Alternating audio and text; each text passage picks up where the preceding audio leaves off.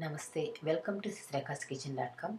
Today I am making onion tomato besan curry. It is a quick and easy curry for chapati, pulka and puri. Let us see the ingredients first.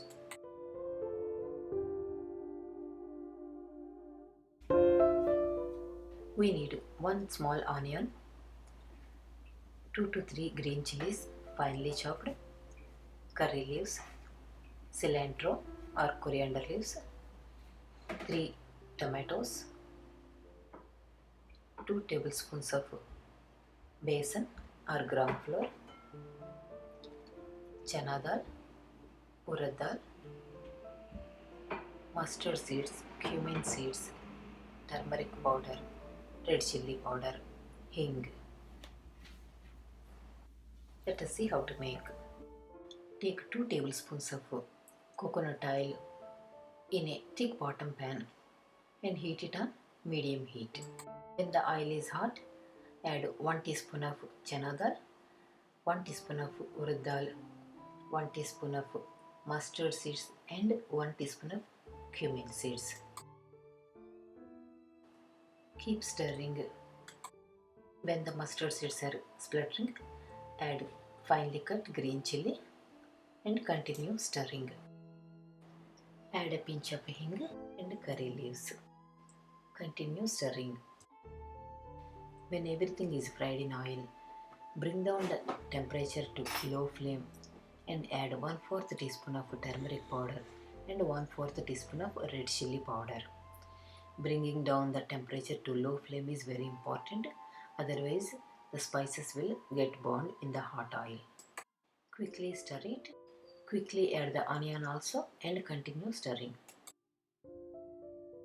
Add some sea salt or pink Himalayan salt and give it a quick stir. Cover it and let the onions get soft. Take 2 tablespoons of besan or gram flour, which is also called chickpea flour, and add some water. Mix it without any lumps and keep it aside. Now let us check the onions. The onions are looking soft. Add 2 tomatoes, cut them into small pieces and mix them well. Cover it and give them a couple of minutes to cook. Check them after 2 to 3 minutes and you will notice the tomatoes are cooked well. Add besan water and stir it continuously. Add more water and keep stirring continuously.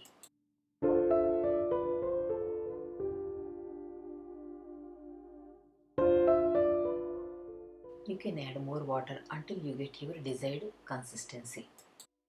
This tomato besan curry is usually in a loose consistency, but if you want it in a thick consistency, you can keep it that way. But remember, it gets a little more thick after cooling down. Allow it for a couple of minutes to cook so that there won't be any raw smell from gram flour. Stir it continuously, otherwise the curry will stick to the pan. Finish it up by adding cilantro or coriander leaves.